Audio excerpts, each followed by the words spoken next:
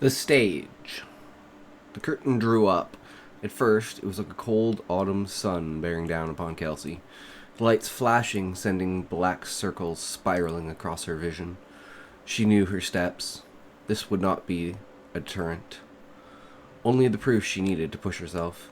One foot in front of the other, she thought to herself, feeling for the pressure against her feet. The stage loomed before her, a black tapestry of dazzling lights in motion. The unkempt, unwashed masses of the men pressing against each other, trying to get as close to the stage as possible. A single grasp or reach, and they may touch the forbidden before the end. She walked with purpose, the tight, fine woven purple and red velvet of her skirt limiting the length of her stride. She looked past the masses to the aisles where stood men in torn cloth shirts and ragged pants, with nay upon their feet. Sitting in the main auditorium, the men sat slumped with their heads resting on their arms, a yawn almost upon their lips. Behind them, in the back of the room, sitting tall with their backs pressed against the seats, their faces cold and unreadable. And finally, the high balcony, the ones Kelsey would be seeking for this path. She reached the end of the stage and looked up the balcony, avoiding eye contact but being as close as she dared, and curtsied. Then she turned around as elegantly as she could, Kelsey's heart pounding in her chest as she took the steady steps she knew so well. Her mind raced with the possibilities. Had she been too close, too far? Was it the right person she was gazing towards? The thought filled her with an uneasy feeling as she crossed the threshold of a curtain. Servants aided Kelsey in removing her royal garb and affixing her person with the designated high society fashion sense she had come to know so well. The black and red striped leather boots that ran up to her thighs, the mismatched bright yellow sundress adorned with flowers of all colors, flowing gently around her, contrasting her lower half. She peered out the curtain to see Jessica performing the most unkempt of reprisals to the audience. She kissed her fingers and outstretched her hand while kissing the other hands. Fingers, and repeated it, looking across the top of the balcony. Kelsey swore to herself. Why didn't she think of something so simple yet so elegant to get their attention? She needed to step up her game to impress the celebrities. This was her chance to shine. She stepped onto the stage with not a smile but a plain face. She took several steps and then raised her hands above her head, put a spring in her next steps, and performed a cartwheel. Into the backhand sprint, into a backflip. With her back to the celebrity, she looked down and scoffed loudly at the riffraff around the stage. She walked to the edge, and with a heavy boot, she swung her foot towards the crowd. The men, shocked and disoriented, pulled back from her strike. She wailed a laugh and continued the rest of the walk with a sly smirk. Jessica's eyes were directly locked onto Kelsey as she passed into the back. Kelsey thought to herself that Jessica was just too stupid to understand what she had shown. She would watch this pig drown. Kelsey donned her new outfit, a simple tight red cloth dress that went just above her knees. The white pointed high heels felt like shackles to her, pressing into her and holding her stiff.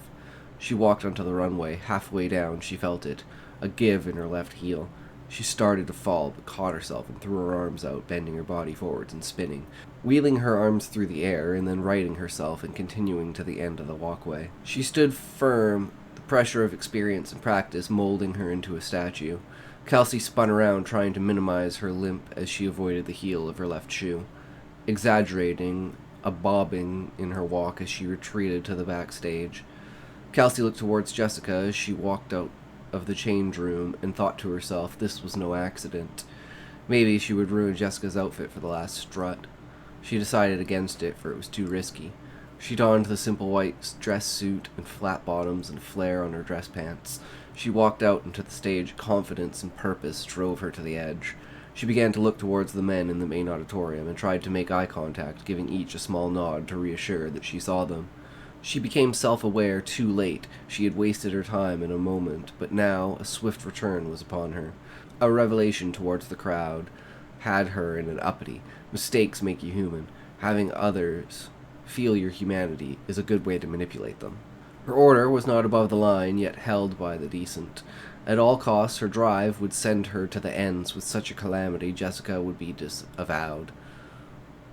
To tempt the men with the power of flesh is to reap the benefits of his labor, she thought to herself as she swayed her hips and bounced in her step, causing her bust to unnaturally bob.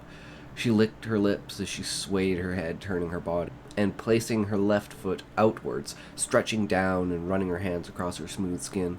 She righted herself, and with a slight twist, she was moving back towards the threshold of darkness. The tie on her soul had yet to be lifted. The weight of her decision would not be lost on any. She would show a grand example of the ways to play such a game. She could not physically spit on Jessica. She would have others do it for her. She removed all of her clothing, exposing herself to the room. She held her head high as she licked her fingers and raised her foot above her head. She wetted the tops of her toes with her fingers and slowly brought her foot back down. She slid her toes across the stage, elegantly and gracefully skating like one upon a cloud. She thought to herself that none could do such a ploy. She returned to the backstage and sat down, ignoring the world around her. She knew she had won. The door from the back opened and the guards entered. The full curtain was drawn, and the models all lined up for appraisal. The heavy irons of the clasp rung against her skin as the number was drawn across her stomach. The room quieted a hush of rustling as the men prepared. "Hark ye see these wenches try such as to defy men. Let you now cast your vote for the purpose these will uphold."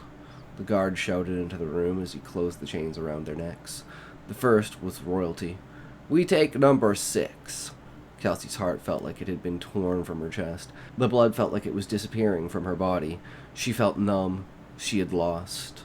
"Vagrants, what ye say your number be?" Kelsey closed her eyes as she knew what the answer would be. "We choose number 2. Kelsey fell to her knees. She cried a silent mourn, for she had put her all into this prospect of a better life. It had been for naught. Now her status was far below what it should. Her greed had driven her to seek higher than her worth. Now she was worth nothing.